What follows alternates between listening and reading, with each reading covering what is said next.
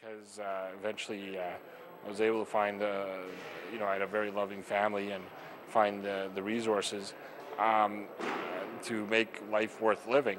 And that raises a very important point.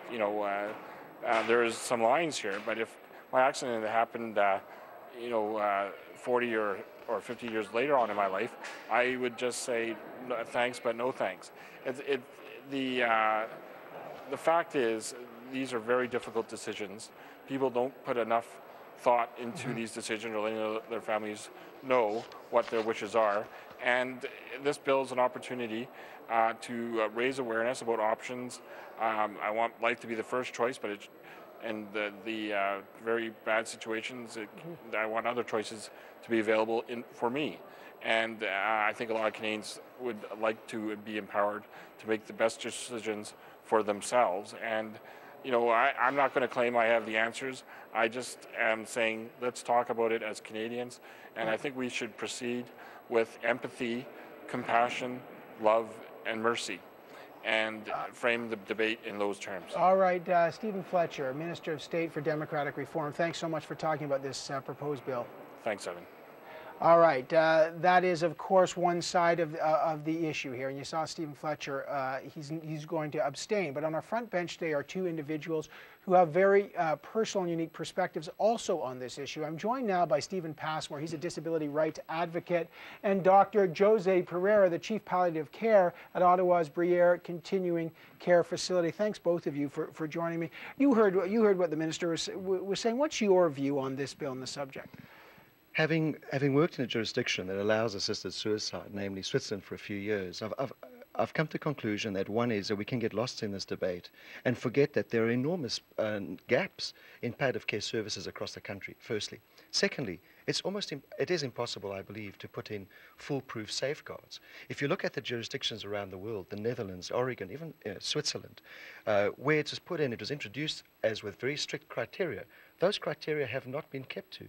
And there's been a broadening of those criteria. And quite frankly, it's a bill, it's a type of law that puts many people at risk. So these are the key flaws that Stephen Fletcher was pointing at. He's abstaining, but he still thinks the bill's flawed, but the issue is important. Absolutely, and I totally agree with Mr. Fletcher that the issue is important. And I think one of the things we need to do as a country is engage in the discussions about end of life. For example, as a physician in my everyday practice, I'm still surprised at how people have great difficulty in making the transition from curative treatments to palliative treatments. I see people not being referred to palliative care services because physicians are concerned about passing them on because it will take away their hope. This is important. What's your view? I mean, is the bill flawed, or how do you view this?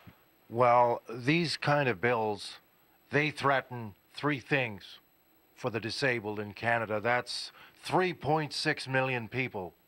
1 in 8 Canadians have a disability. That is not including the elderly.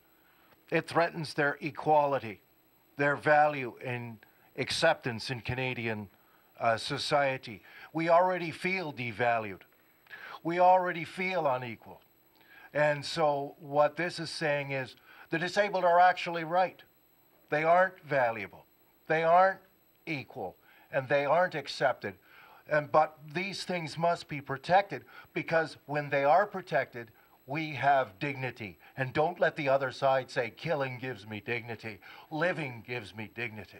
All right. Very passionate views on both sides. I very much appreciate both of you expressing your views here today, and we'll watch how this unfolds. I really appreciate that.